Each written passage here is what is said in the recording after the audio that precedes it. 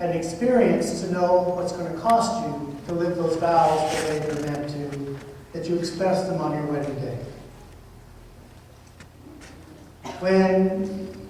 Before I arrived at Our Lady of Mount Carmel, and I was very active and engaged in Calvary. And you've all heard that, the Catholic Church makes you jump through hoops to get married.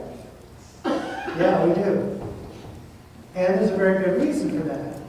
And the night that the couples gather together on this weekend retreat, one of the things I used to ask the couples, and they really enjoyed this, I said, how many of you would rather be anywhere else on the face of the earth than right here this weekend going to this retreat?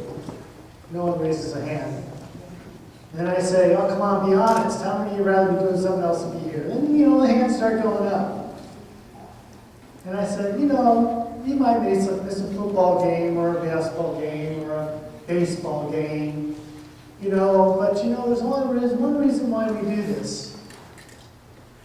And the reason we're asking you to take some time out, to put away the cell phones and put away the computer and the TV, is to spend some quality time with the one you love most in the world, because you're going to be making the most important decision you'll ever make in your life, is to marry the one you're beside. I'm sorry that that's such punishment. And the reason we're doing it is because we love you. And we think taking that sort of time is crucial and essential for a good marriage. Because this weekend you're going to talk about things that maybe you've never talked about between each other before during your relationship. And there might be some very hard things you need to talk about.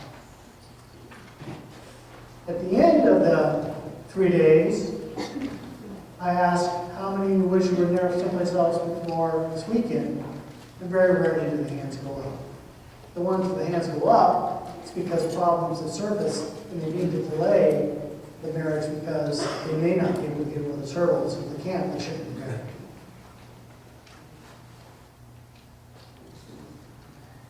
One of the things we found out on that weekend, when everybody, and a trend is for many, many couples to go to destination weddings,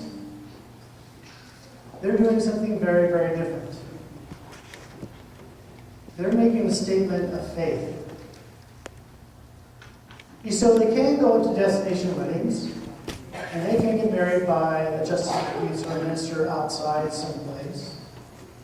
And they will have a vow of marriage according to the laws of California. There will be a contract. And like many contracts, it can be broken. But when they come together here in a church, we are not so concerned about that contract. Certainly they'll have one, but we're more concerned about the faith element that they are going to enter into without or with that contract. They're going to enter into a covenant that invites God into this marriage, and it binds them together to be one, a union, a unity.